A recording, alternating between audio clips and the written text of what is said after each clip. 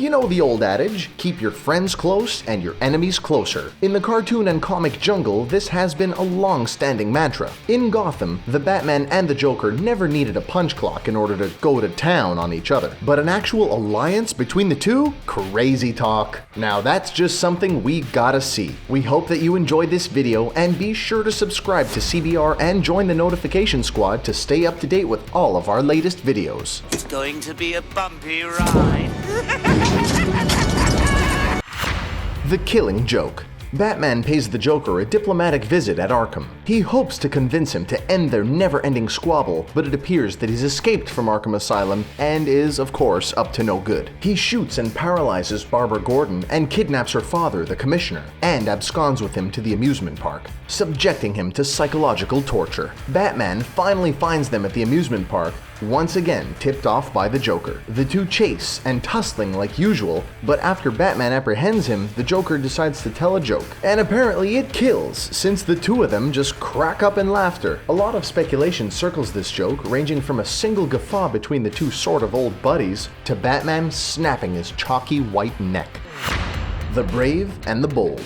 These two might as well admit it. Batman and the Joker would make a formidable crime-fighting duo. They seem to have each other on speed dial for extreme occasions. Kinda sounds like a pal, doesn't it? In Game Over for Owlman, the strigiform supervillain escapes his cell in the Batcave and steals the Batmobile while wearing his captor's cowl. He proceeds to besmirch Batman's reputation in Gotham by committing all sorts of ill deeds. As a result, Bats is forced to team up with the Clown Prince himself. The Joker's response? We'll make the bestest team ever. Joker and Batman. Together, the Dark Knight and Joker's damage control is successful, and they bag Owlman. Someday and in some timeline, the Bat will accept his existential rival. The Joker, Devil's Advocate. If the Joker went full postal, then this would be the ticket. In the 1996 one-shot comic, The Joker, Devil's Advocate, the Joker gets all kinds of angry because he's been omitted from a commemorative stamp series of famous American comedians. In retaliation, he vandalizes and robs a post office, but is soon apprehended by Batman and Robin. As a result, though, residents of Gotham started dropping like flies after having licked the poisonous stamps. A ghoulish, Joker-like grin on the victims' faces implicates the Joker himself. He's convicted and sentenced to death. Batman isn't convinced of his guilt and investigates the case. They eventually turn up the culprit, a man seeking revenge on the Joker, and confesses like a stool pigeon. Joker's elated that he'll live. That is until he learns that it's because of Batman's help. Teaming up against Red Skull, sort of. The Joker is as unscrupulous as any villain out there. He went so far as to do all kinds of terrible things to the ex-wife of a short-lived employee, Johnny Frost, because she cheated on him by meeting Harvey Dent in secret. He did this horrible deed because of the DA.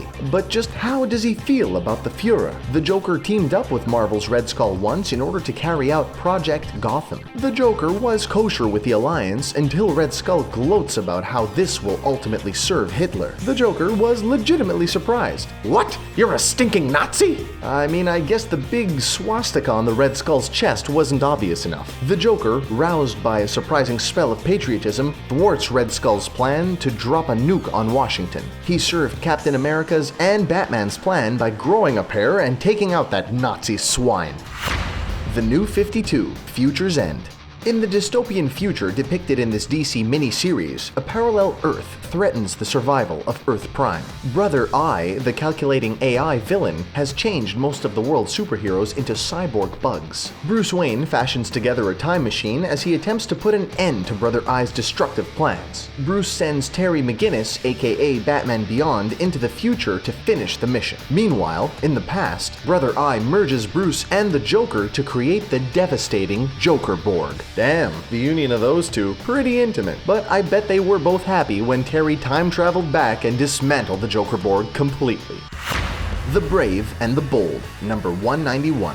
On live TV news, the Penguin pirates the broadcast only to be killed by the Joker himself. Bruce Wayne, a fan of Channel 5, was watching and jumps into action. Batman's investigation is fruitless until the Joker arranges a meetup in front of the junkyard. Joker pleads his innocence, claiming that a doppelganger did it. And so together they comb Gotham, and Batman learns that Joker has a soft spot for Penguin. They stake out the Penguin's funeral and discover that the waddling villain isn't dead at all. They catch the villain before he can can kidnap the visiting cardinal. Why would a cardinal attend a criminal's funeral? In all this confusion, Penguin flees only to be caught by the Joker. But he and Joker eventually both get turned over to the 5-0 by our boy, Batman. That's kinda douchey.